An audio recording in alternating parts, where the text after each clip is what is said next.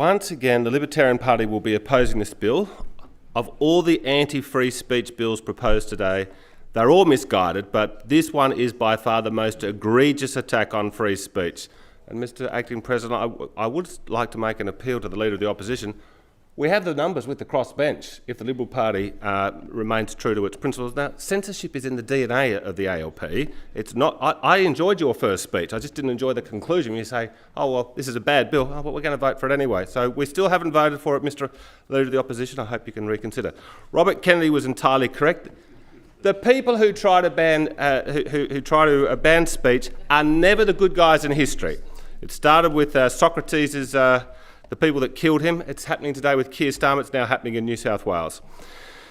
This bill would make it a crime to incite racial hatred in public, punishable with up to 2 years in prison. We are not talking about incitement to violence here, but the more nebulous concept of inciting an emotion.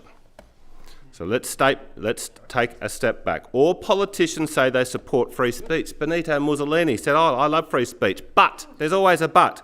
Most of them quickly follow that claim with a but, and then list a series of reasons why we need more censorship. We're told that we need to balance the fundamental right of free speech, which is the basis of free thought, independence and genuine democracy, against the supposed right to not be offended or hated.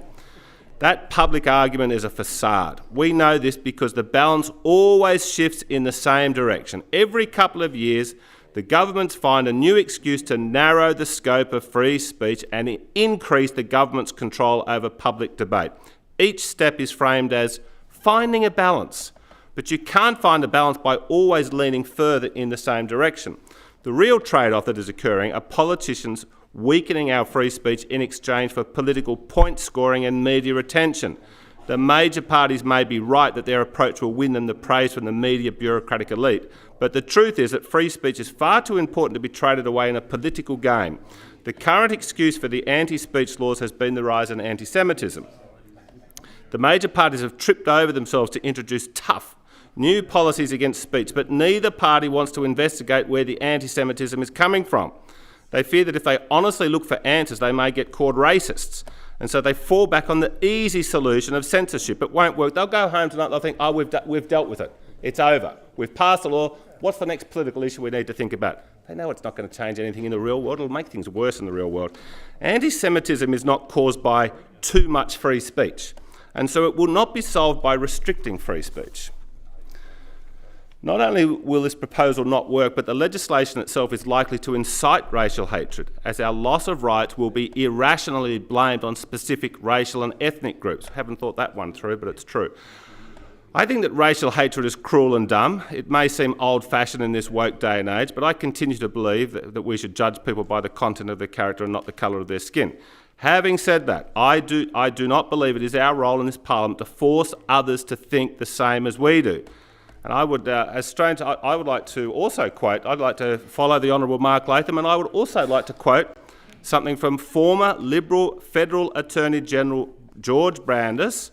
He said correctly, he was attacked at the time, but he said people in a free society, people do have the right to be a bigot and dislike other people for whatever reason they want. To say otherwise is to criminalise wrongthink, which is both morally wrong and deeply dangerous. Now, Tony Abbott was the Leader of the Opposition. He was on track to win an election in 2013. He must have said 200 times, vote for me and I'll abolish 18C. Then Brandis, his Attorney General, who's a moderate Liberal, he's no arch-conservative, but a very smart jurist, he gets up and tells the Senate, free speech, we've got the right to be a bigot. There was all this attack on him, and then Tony Abbott went to war and said, okay, we won't abolish 18C, and here we are. Okay, the Libertarians have always warned, you restrict a little bit of free speech and it's a slippery slope. And we're well and truly down that slippery slope today. Now, as good citizens, we should promote tolerance in our own social circle and maybe beyond, but not try to enforce morality via laws. In a free society, people with bad ideas have the right to express their thoughts aloud and advocate for their beliefs. Indeed, it's the very definition of free speech. It is absurd to claim that free speech only means saying things that are pre-approved by the government and endorsed by the majority. Some critics of this legislation will note that we already have civil penalties against public racism and that these are sufficient.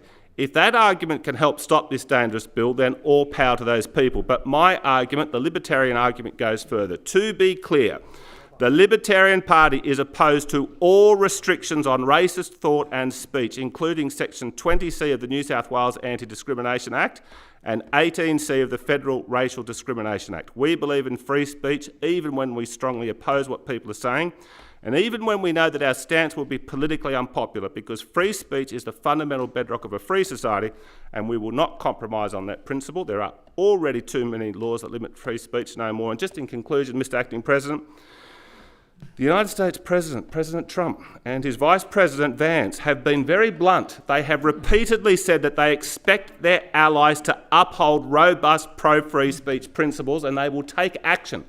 Now, Australia is meant to be one of their best allies, so I applaud the new administration in Washington, and I encourage them to meddle in Australian politics to defend free speech. This government and opposition are on the wrong side of history.